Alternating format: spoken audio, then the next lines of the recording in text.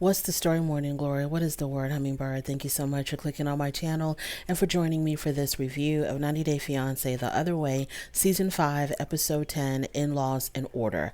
Let's get started with TJ and Kimberly. So Kimberly believes that Yash, TJ's brother, her future brother-in-law, is purposely driving a wedge between her and the rest of the family. Kimberly, to me, seems like somebody who doesn't take any accountability for herself. Everything is 100% someone else's fault. The possibility that she could be a little bit in the wrong and that Yash can be a little bit in the wrong, that doesn't occur to her at all whatsoever. Yash, to her, is the cause of all these problems and everything is his fault, and she absolutely had nothing to do with it. She was just playing Little Miss Innocent. So TJ tells us in his confessional that what got his family so frustrated with Kimberly is that there's been these back-to-back fights. And I don't know if TJ realizes this, but all of these back-to-back fights, these back-to-back disagreements, or whatever you want to call them, have all evolved around Kimberly. For example, there was a big issue with the apartment that he had built for her upstairs. You know, she was nitpicking and finding a whole bunch of stuff wrong. Number two, it was the fight that she had with his brother Yash. And number three, it was when she came downstairs with the jeans that had the holes in them that his mother felt like was disrespectful, that she wasn't dressed appropriately. So there's like a common denominator in all of these issues, and that common denominator is Kimberly. And I don't know if TJ realizes that or not. So thankfully, Kimberly is going to be going to stay at a hotel, not because she's not getting along with anybody, but this was already prearranged that she was going to stay in a hotel because her and TJ are about to get married and they cannot see each other in the days that are leading up to the marriage, or they can't be under the same roof in the days that are leading up to the marriage, or something to that effect. So TJ tries to get Yash and Kimberly to say goodbye to one another before she leaves for the hotel. And Yash was willing to extend a hand and, say goodbye to her, shake her hand, but she didn't want to touch him at all. She said that if she touches him or shakes his hand, it's going to be like she's condoning his behavior. What behavior is that? So y'all had a disagreement about the way you should be acting in their country, in their home. Now, he's acting in a way that you feel like it should not be accepted just because you had an argument about something. Like there's like a pattern that he's exhibiting or something. So she says that you can talk to me without touching me. You can talk to me without touching me. So Kim says that Yash, this is the thing that I just don't understand. When she first got to India and she looked at the apartment and she didn't like it, and her and TJ got into that big old argument, she called him a DICK. Okay, she's like, "Oh, you're being a DICK," and he was extremely offended by that, and they got into an argument about that. So then she knows now how to push his buttons. Right now, she understands what's going to make him and his brother kind of go off the deep end. So in the confessional part, or in the interview part, when it's her and TJ standing next to each other and they're talking to the camera, they're talking about, the situation with Yash, and Kimberly says, well, he can, I'm going to try to clean it up, he can perform fellatio on my non-existent male appendage. So you're saying this next to your soon-to-be husband about his brother. Just because you don't get along with Yash and you don't like Yash, it doesn't mean that everybody else feels the same, because Yash is still TJ's brother. And I'm pretty sure that he is still going to love his brother regardless. So the fact that she would say that, I thought was highly disrespectful, taking into consideration how TJ feels about that word when she said, your brother can suck my, how he feels about that type of language. So TJ was like, you know what? I don't even want to talk about this anymore. And he walks away from the interview. Just like she says, you can talk to me without touching me. Well, you can also express how you feel about someone without resorting to profanity and gutter language and saying these disgusting, horrible things about your husband, to your husband, about his family.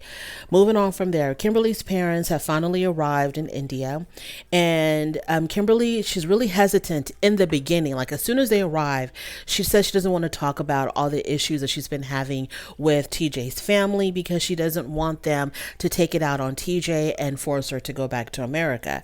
So they go shopping. This is all within the same day. They go shopping, and in the store, that's when she decides to talk about the issues. And I'm like, what was the difference between telling them when they first arrived at the airport or telling them 30 minutes after when y'all are in the store? Like, what would be the difference? It wasn't like she was gonna not tell them until after the wedding or something, wait a few days before she told them. She basically told them right away. I just don't understand why she didn't tell them. Like, what difference did it make if she told them when they arrived or a few minutes later? Because she made it seem like, oh, I'm not going to talk about my issues with TJ's family.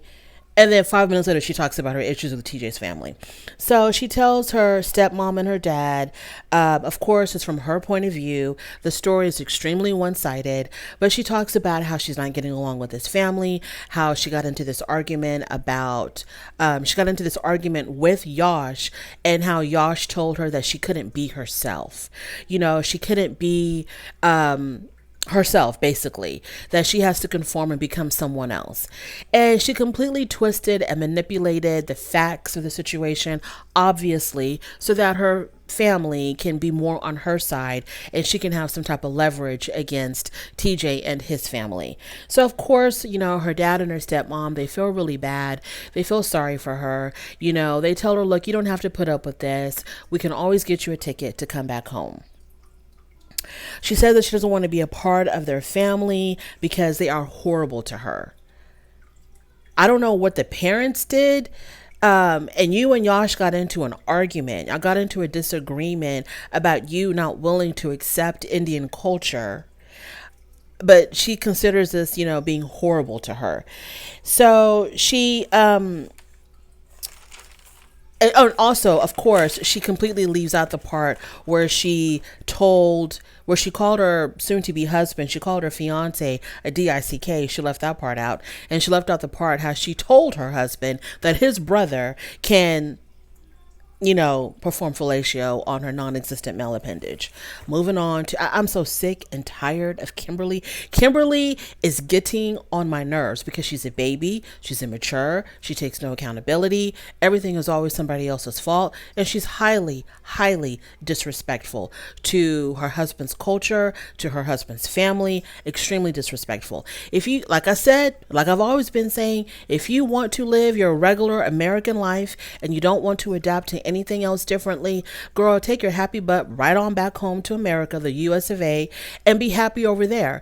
Instead of coming to somebody else's country, falling in love with a man from another country, pretending like you admire and love his culture when you really don't, moving into his homeland and completely disrespecting everything about his country, everything about his family, but then you want everybody to feel sorry for you. Oh, poor little Kimberly. This Indian family is so mean to her because they won't let her walk around in her holy jeans with her stuck-up snobby American attitude. Moving on to Shekinah. So she is packing for her move to Turkey. Her sister Shania is there helping her, packing up her stuff. And in a week, her sister is going to be coming to Turkey to visit her and get a really good gander at, what's his name? Sarper, so that she can give a report back to the family of whether or not, Sarper is good to go with Shekinah. So the sister thinks that Sarpa is a little bit too controlling because he's already, first of all, we know that he controls her weight. Sarpa controls Shekinah's weight. He wants her to be within a certain weight range. And now we find out that he's also very controlling about what she posts on her own social media. He has forbidden her from posting anything regarding their relationship on her social media. And the reason why he doesn't want her to post anything about their relationship, I'm assuming like pictures or whatever, is because he says women are going to try to get into her DMs, try to tell her horrible things about Sarper. Basically, they're going to be so jealous that they're going to try to break them up. And Shekinah is falling for this, and she is believing this, and she is doing what he tells her to do. So the sister is like, yeah, I'm not really good with that. And Shekinah feels like, well, he has a good reason for not wanting to post, not for me not wanting to post our relationship. Like she feels like, I guess, like this guy is protecting her or something like that. So, but she does say that she wants him to announce at some point, she wants him to post something to let the world know that he is no longer a single man. I guess she really wants him to change his status from single to in a relationship, or from single to it's complicated or something, because, to her that's going to be a big deal. Okay, girl. I mean, these people, oh my God, Sarper and Shekinah are so shallow, because these are the people, number one, looks is everything. Number two, they think that social media is real life. They have replaced what's going on right in front of them to what's going on their phones and on their computers. It doesn't matter what people post online. I hate it when people think it's a big deal to put online whether or not you're in a relationship. Like this is, like they treat this almost as if it's like you're officially getting married or something, because you put on your social media that you're in a relationship, or you're posting couples picture on your social media. It doesn't matter what goes on social media, because we all know a lot of this stuff is fake. We all know that it doesn't represent real life. It doesn't matter what goes on social media. What really matters is what goes on in your real life. But these people are putting so much weight on social media that he thinks he's really doing something by telling her, don't talk about our relationship online. And she thinks that it's going to mean a lot when he finally puts online that they're in a relationship. Like, to hell with what's going on in real life. So she also doesn't want Sarper to take on female clients. This is already like a really horrible start, this relationship. He doesn't want her posting their relationship. She doesn't want him taking on female clients because he's a personal fitness trainer. Girl, it's not like he's only going to encounter females at the gym. If he really wants to be with another woman or other women, he can do that without having to train them. Okay, because there's women everywhere. So if he really wanted to cheat on you, he could, and he would, and he will. And it's not just because, you know, he's training females or he's taking on female clients. And I don't know, y'all. Moving on. This is just so stupid. So,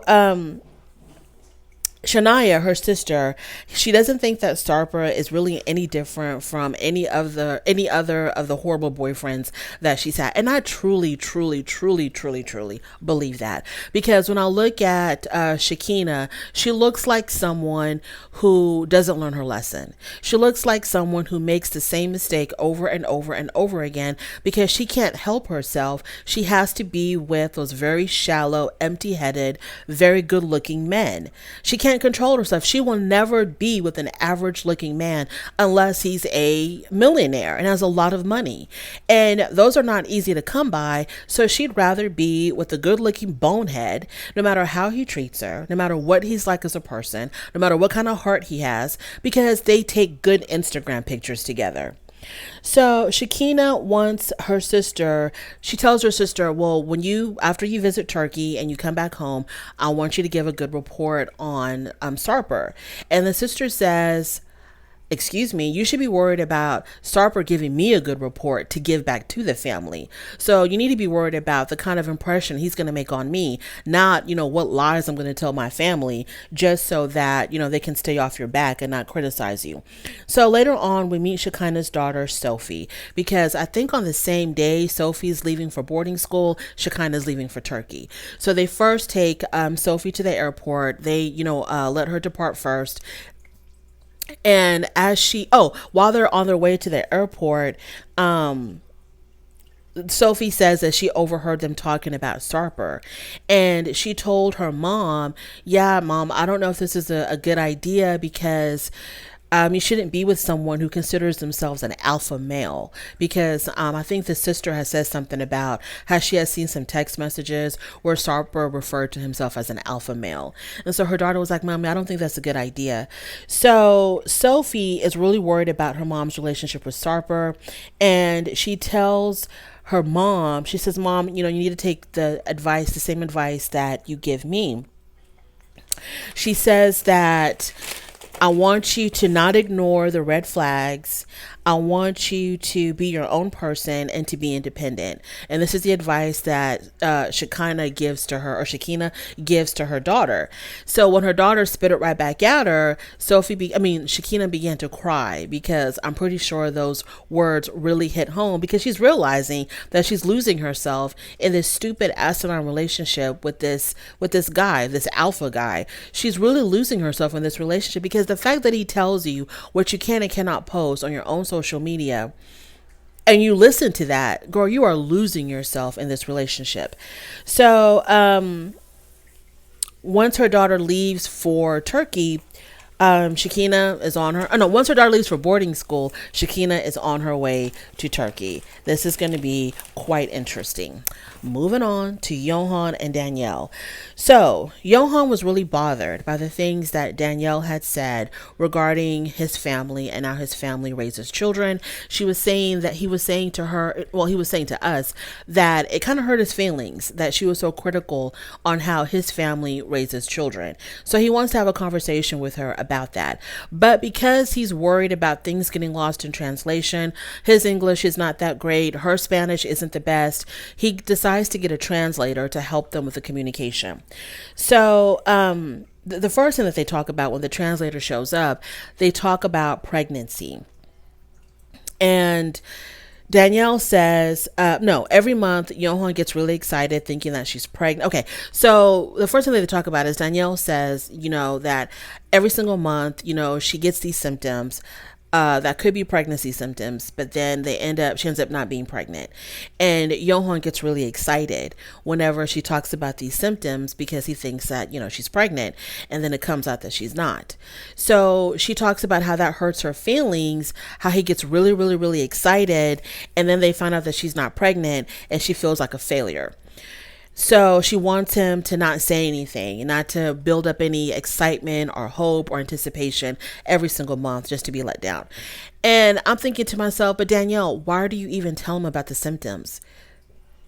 Why do you tell him about the symptoms? You want his hopes to get, you want to build up his hopes. You want to get his hopes up high, and you want him to get excited, because you're telling him about these symptoms. How else would he know that you're having these symptoms unless you're vocalizing them in some way? So you want him to think that there's a possibility that you could still be fertile to have a child, knowing damn well that your chances are slim to none, but you still want to give this illusion that you possibly could get pregnant. And he gets excited, and then, you know that it's going to be a negative test. You're not going to be pregnant.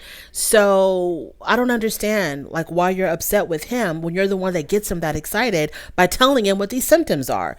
Just don't tell him about the symptoms. So, he tells her, well, can we try naturally for a few more months before we go through the surrogate route? Before we go through the whole IVF route. He says, can we try a few more months naturally? And she's like, yeah, we'll try a few more months naturally, but just stop putting all this pressure on me. Stop, building it up just for us to be disappointed. Then stop telling him your symptoms. From there on, he decides to bring up the things that she had said about his family. Johan brings up the criticism that she had on how his family raises their children, lets them stay up all night, lets the kids just run wild all over the place. Nobody goes to bed. Everybody's up all night. So with her being a teacher, this is her justification for what she said. I think that she should have just apologized. Whether she agreed with how his family raises their children or not, I think Danielle should have just said, well, okay, I said something that hurt your feelings because it was about your family. I'm sorry. And just leave it at that. But no, she has to justify her bad actions.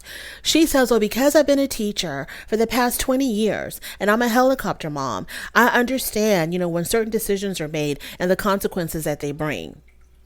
You're not a child psychologist. You're not a therapist, counselor, psychologist, psychiatrist, someone who specializes in family dynamics, who's counseled That's not you. Okay. You are just a teacher. So, and basically, yeah, okay. You're just a teacher. I'm just leave it at that you're just a teacher. So, with a concentration in yoga. So for you to pass judgment on his family. And it's not like you've been around his family for years and years and years. For you to pass judgment on how his family raises their children, I thought it was absolutely rude. And you should have just apologized and kept it moving instead of trying to justify what you said. And I was so upset when Johan was just like, oh, okay, I understand now. No, Johan, there's nothing to understand because she's not making any sense. Just because she's a teacher, it doesn't mean that she's an expert on how people raise their children around the world. And because this is done and this is the consequence. Maybe in your own experience with your own students or your own child, fine, whatever. But you can't take that and put it on other people. Danielle gets my pressure all the way up. Let me end this on a positive note. Johan to me was, I thought, extremely sweet and caring for bringing a translator to help their communication so that they don't misunderstand each other. So that idea that he had of like, you know what, I have some issues. I want to talk about them. That's number one. I like that he knew there was some type of a problem and he wanted to address it with communication instead of just, resenting her or building up anger against her and her not knowing what the hell is going on. He decided to communicate and he wanted to make sure they really understood each other by getting a translator. So, kudos to Johan for being mature enough to do something like that. I'm assuming it was him and not the show that was like, you know what, we need a damn translator. I'm assuming that it was him. So kudos for him for that. I really did appreciate that. Danielle, girl, you are still on my crap list. Not happy with Danielle. She's another one of those people that takes no accountability. Everybody else is wrong but her. Moving on to Wayne and Holly. So their wedding is in 2 days, and Wayne decides this is the perfect time to clear some things up and to come clean with some things. 2 days before their wedding. So he takes her out to eat, and he confesses to her that he is drowning in debt. His business isn't doing good. He took out some loans. He can't pay them back. Whoever he took out the loans from or with or whatever, they're coming after him. And so he's in a bad financial situation. And I was kind of proud of Holly that she took it kind of well. Well, she didn't take it well, but she kept her composure because I thought she was going to start, splashing wine on him and throwing rolls at his face. But no, she kept it cute. And she was like, okay, well, so why didn't you tell me this before? Of course, he didn't tell her before because he didn't want to lose her. And so in her confessional, she tells us that she grew up poor and she had vowed to herself to never be put in that type of situation ever again. Well, then make your own money, sweetheart. The only way to guarantee that you will never be poor again is to make your own money. Don't depend on no man, no woman, no nothing as far as, keeping you in a certain financial status. Just make your own money. So he tells her, but don't worry, I got this under control because, I'll work 2 or 3 jobs to make sure that you're well taken care of. Why haven't you already done that? Why are you running around investing in crypto and taking out loans instead of working these 2 or 3 jobs? Somebody explain that to me. Moving on to Armando and Kenny. Not much happened with Armando and Kenny. Hannah and Armando's mom left. Hannah's going to be spending some time with her grandparents. And so now it's just Armando and Kenny, and they are going to go buck wild, which they did. The first thing that they did is that they went to a damn strip club. And Kenny says that Armando grew up in a very small town, that he really hasn't been exposed to much, especially when it comes to gay culture. So I don't know if this is Armando's first time in a strip club, but I guess it is. I have no idea. And so Armando said, so the stripper comes out and starts, dancing all over him. And Armando looked genuinely uncomfortable, but he said that he was enjoying it, but he didn't want to look like he was enjoying it too much because he didn't want to disrespect Kenny. I don't think Kenny would have been disrespected. I think Kenny definitely was giving him the green light, let your hair down, get buck wild, because this is going to be a very rare moment for us. So take advantage of it as much as you can. So they had a good time there, and that was basically it. I don't think they really talked much about anything else. And I think that's the end of my review. It sure is, y'all. So then I'm going to have to suffer through a very short and brief review of The Last Resort, which was horrible this week. It was a horrible episode. But yeah, that is my review. Thank you so much for joining me. I really do appreciate it. On your way out, please don't forget to rate the video if you like this content, subscribe to my channel, and I'll definitely talk to you later.